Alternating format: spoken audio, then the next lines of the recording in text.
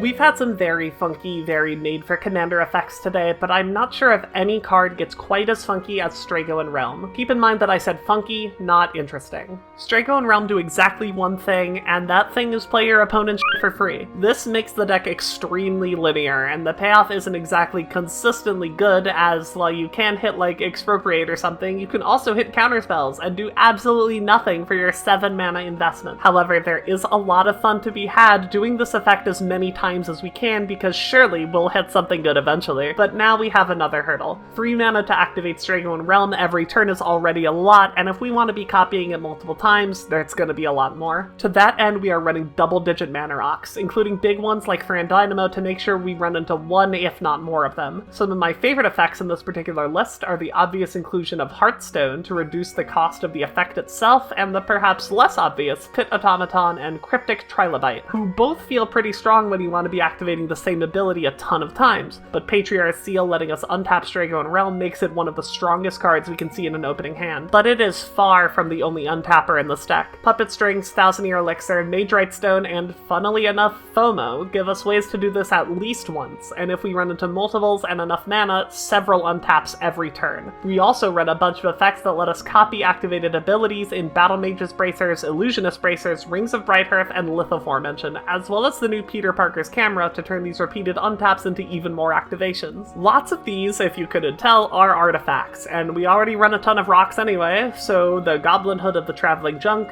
Engineer, Welder, Welder 2, and Doretti are here to recur them or cheat them out after discarding them to an unexpected windfall or demand answers. But how do we win the game? Well, aside from our normal play pattern of just get lucky stupid, we have some ways to amplify the reward from Strago and Relm. Passionate Archaeologist is easily the best due to its low mana value, and makes me really wish Strago and Relm got to choose a background.